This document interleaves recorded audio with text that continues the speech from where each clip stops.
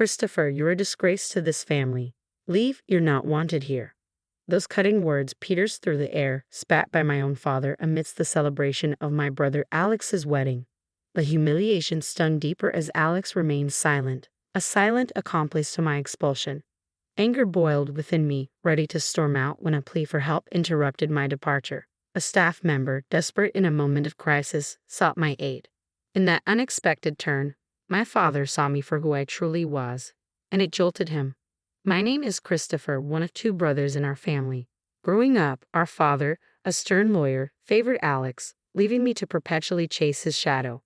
No moment of leisure existed in our lives. Every second was dedicated to lessons and studying. Even the simple joy of playing with friends was a luxury denied.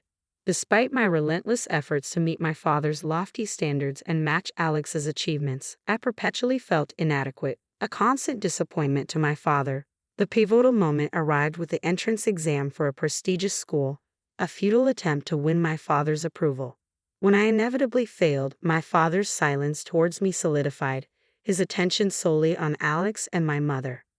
Left to navigate the shadows of neglect, I found solace in my mother's unwavering support. But the ache persisted, exacerbated by Alex's indifference.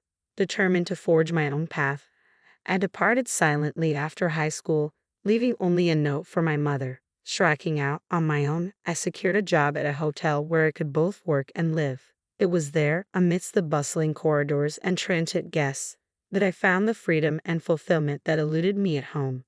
I get to focus on what I need to do, Christopher. Another mistake? How many times do I have to tell you? I'm sorry, I'll fix it right away. Get it together, Christopher. Michael, the hotel manager, was relentless in his expectations. As a mere high school graduate thrust into the real world, I constantly found myself on the receiving end of his reprimands. Yet, amidst the criticism, I persisted, striving to prove myself in this unfamiliar terrain. Unlike my father's harshness, Michael's feedback was constructive. His praise, when earned, fueled my determination to excel. A significant moment etched itself into my memory at the dawn of the new year, the busiest time for the hotel. After completing the requisite training, I was entrusted to work independently. That year, the influx of guests seemed greater than ever, stretching our resources to their limits. The chaos of serving dinner guests, either in the bustling dining hall or through room service, reached fever pitch.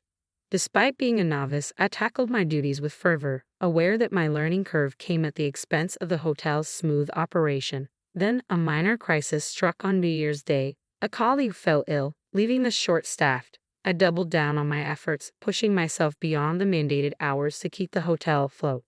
Just when it seemed we had weathered the storm, disaster struck. The kitchen sink's pipe burst amidst the dinner rush, plunging us into chaos. With no plumber available on New Year's Day, the situation grew dire. Michael's frustration mirrored the mounting tension. In a moment of desperation, I stepped forward. "Michael, can I try fixing the plumbing? I'll sort it out." Though met with skepticism, my offer was our only hope. With a hesitant nod, Michael relented, allowing me to take charge. Unbeknownst to many, my time at a science-focused high school had equipped me with a unique set of skills, including rudimentary plumbing knowledge. Drawing on this background, I set to work. Half an hour later, the once flooded kitchen was restored to order, the crisis averted through a combination of determination and unexpected expertise. I had somehow managed to fix the pipe, I announced breathlessly to Michael. He rushed over, turning the faucet with eager anticipation. Water gushed forth, a testament to my makeshift repair. The room erupted in smiles and praise. "Great job, Christopher.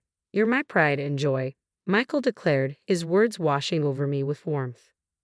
Growing up under Michael's guidance had been a revelation. Together, we navigated the challenges of New Year's Day at the hotel, emerging victorious. The sense of fulfillment I experienced that day left an indelible mark, shaping the person I am today.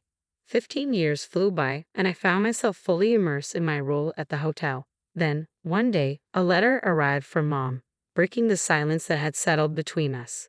It bore news of Alex's impending marriage. Though I had drifted apart from Dad and Alex, Mom's plea for my presence at the wedding tugged at my heartstrings. Reluctantly, I agreed to attend. The venue, a luxurious hotel, mirrored Alex and Dad's penchant for extravagance. As I arrived, clad in a trusty suit, I couldn't shake the feeling of being out of place amidst the elite gathering. Perhaps Alex's bride, a woman of impeccable grace, was a product of Dad's networking or a strategic alliance. In the waiting room, surrounded by faces of high society, I found myself an outsider, observing from the periphery. With no one to engage, I became a silent observer, watching the intricate dance of privilege and power unfold before me. As I locked eyes with two familiar faces, a sense of unease settled within me. His expression was unmistakably displeased. Dad and Alex approached, their presence looming over me. "Why are you here?" Dad's voice, deep and commanding, echoed through the air, stirring memories long buried. "Is it so wrong to celebrate Alex's wedding?" "Oh, by the way, congrats, Alex," I replied, trying to diffuse the tension. Alex's response was muted, his conflicted expression betraying the strain of our family dynamics. "What have you been up to all these years?" "No doubt some worthless job," and his words cut through the air like a knife, his disdain palpable. "Christopher, you shouldn't be here," he continued, his tone dripping with contempt. Mom rushed over, attempting to intercede. "Come on, Christopher is here to celebrate. No need to be so harsh," she pleaded, her desperation evident. But her efforts were futile, drowned out by Dad's unwavering judgment. "Enough, Mom," Dad asserted, his voice a thunderous decree. "Christopher, let me make this clear. You're a disgrace. I don't want you ruining Alex's celebration. Get out." Anger surged within me, fueled by years of neglect and rejection. I hadn't wanted to come to Alex's wedding, and yet I found myself subjected to this humiliation. "Fine, I'm leaving," I declared, my resolve firm. As I turned to exit the waiting room, a voice called out, halting my retreat. A wedding staff member approached, urgency etched on their face. "What's up?" I inquired, curiosity mingling with frustration. "It seems we have an unexpected guest for today's wedding. We're short on seats and food," they explained hurriedly, their concern evident. Everyone in the waiting room looks worried. Emily, the planner, and the parents-in-law staff, their faces etched with concern, awaited a solution. Caught between indignation and duty, I hesitated, uncertain of my next move. "I see. Is that what's going on? Emily can't handle it alone, and they're asking for my help. But what does this have to do with me?"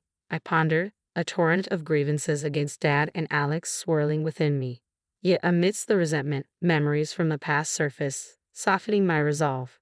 Recollections of Alex's kindness flooded my mind, the times he made space for play during our study breaks. If I walked away now, I'd be no better than Dad. With a determined sigh, I turned back to the wedding staff. "Can you take me to Emily?" I requested, a flicker of resolve in my voice. The staff member's face softened, and I followed them back into the waiting room, reclaiming the ground from which I had been expelled moments before. In the center of the room, Emily, Dad, and the bride's father wore expressions of concern. As I approached, Dad's eyes locked with mine, his demeanor bristling with hostility.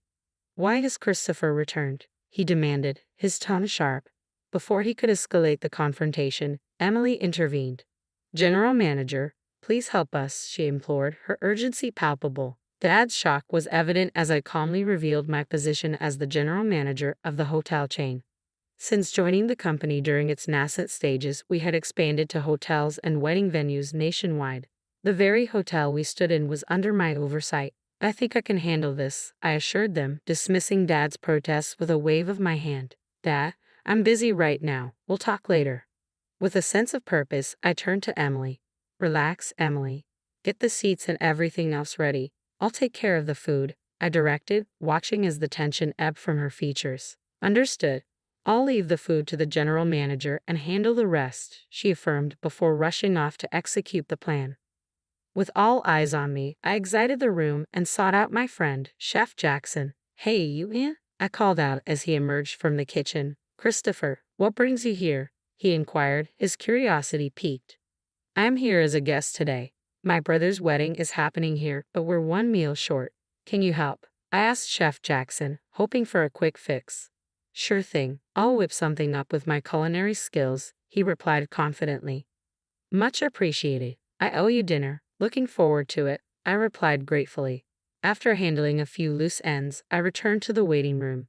The guests had already moved to the ceremony area, leaving only my parents and the bride's parents behind. As I announced the issue was resolved, relief washed over the room. "We've got an extra meal coming," I explained, seeing the tension ease from my mom's and the bride's parents' faces. My dad, however, remained conflicted, his pride evident. "Christopher, thank you so much. Because of you, the celebration can go on successfully," my dad acknowledged, his gratitude genuine. "It's all in a day's work as a general manager," I replied with a smile, leading the way into the ceremony hall. As the lights dimmed and the groom and bride made their entrance, I couldn't help but marvel at their radiant presence. The ceremony proceeded smoothly, and as mealtime arrived, I ensured everyone was served before finally exhaling a sigh of relief. With the ceremony concluded, I engaged in a heartfelt conversation with both families, sharing their gratitude towards me, especially from the bride's family, who thanked me profusely.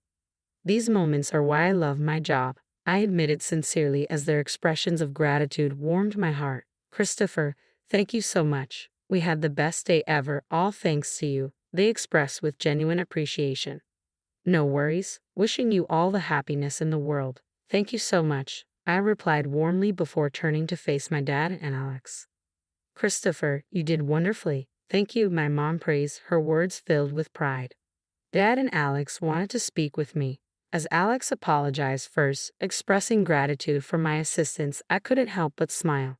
"As long as I could help, Alex, it's all good," I reassured him before turning to Dad, who remained silent. With a sense of closure, I accepted their gratitude, knowing that despite our differences, we could find common ground. Just then, my cell phone buzzed, signaling more work awaiting me at the hotel in the next town over. Looks like more work, but hey, I enjoy it, so no complaints. "All right, I'm off. Got work to do. You two take care," I bid farewell, ready to embrace the challenges that lay ahead. It was a realization settling in. I probably wouldn't see Alex or Dad again. With that thought lingering, I left the room without a backward glance, my steps leading me back to work. 3 days post Alex's wedding, I relished a rare day off, reclining on the sofa with a steaming cup of coffee, my moment of bliss abruptly interrupted by the doorbell's chime. Curious as to the visitor's identity, I made my way to the door, only to be met with Alex's unexpected presence. "Alex, what brings you here?" I inquired, surprised by his appearance. "Sorry, I got your address from Mom. Wanted to talk to you, Christopher," Alex explained, his tone tentative. I welcomed him in, brushing off any concerns about the tidiness of my home. As I poured him a cup of coffee, Alex expressed gratitude, taking a slow sip. "Thank you. Smells good," he remarked, attempting a smile. As we settled into conversation, Alex's demeanor shifted, his gaze unwavering as he broached the topic at hand. The next moment he apologized, I recalled, puzzled by his sudden change in tone. "I'm really sorry for everything," he admitted, catching me off guard. Initially taken aback by his unexpected apology, I struggled to comprehend his motive for making the trip in person. "Hey, it's all right, Alex," I reassured him, attempting to alleviate any tension. But Alex wasn't done yet. With a sense of vulnerability, he began to share his innermost thoughts and feelings. "You might think I'm the older brother who can do anything, but I envy you, Christopher," he confessed, his words striking a chord. Silence enveloped the room as Alex's confession hung in the air, leaving me at a loss for words. His admission took me by surprise, shattering preconceived notions and revealing a side of him I had never seen. "I had no idea you felt that way, Alex," I admitted, a twinge of guilt gnawing at me as I processed his revelation. "That's just it. It's not your fault, Christopher," Alex reassured me, his weak smile betraying a depth of emotion. In that moment, a sense of understanding washed over me, bridging the gap between us. "Alex, I'm sorry. I never considered that you were struggling too," I confessed, my own remorse surfacing. My brother's smile, though faint, spoke volumes. "That's just it. It's not your fault, Christopher," he reassured me, his words echoing in the quiet room. With a newfound sense of empathy and connection, we found the words to express what had long been left unsaid, strengthening the bond between us.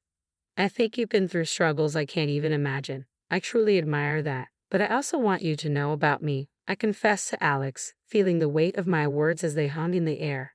Taking a deep breath, I paused, gathering my thoughts before continuing. Alex listened intently, his silence encouraging me to share more. Breaking away from our parents and becoming independent wasn't easy either. The beginning was really tough, I admitted, recognizing the parallel struggles we both faced. It's true, we both have our share of hardships, Alex acknowledged, his response genuine. It was clear that he had more to say, but I found myself at a loss for words, unsure of how to offer guidance or reassurance. Unable to conjure up wise counsel, I spoke from the heart. To be honest, I think you should do what you really want to do, Alex, without worrying about Dad, I suggested, hoping to offer him some semblance of clarity amidst his inner turmoil. As Alex absorbed my words, a sense of relief washed over him. You're right, Christopher. You've helped clear up my inner turmoil. Thank you, he expressed, gratitude evident in his tone. No, thank you, Alex, for coming over, I replied sincerely, accompanying him to the door as he departed with a promise to return for coffee. A month later, a letter arrived from Alex, detailing his decision to leave behind his career as a lawyer in pursuit of his passion for glass craftsmanship. Despite facing disapproval from Dad, Alex found solace in the support of his wife and newfound motivation in his chosen path. As I reflected on Alex's journey and our evolving family dynamics, I couldn't help but feel a sense of pride in the bond between siblings. Lost in thought, the sound of my mobile phone's alarm jolted me back to reality, signaling the start of another day on the path I had chosen.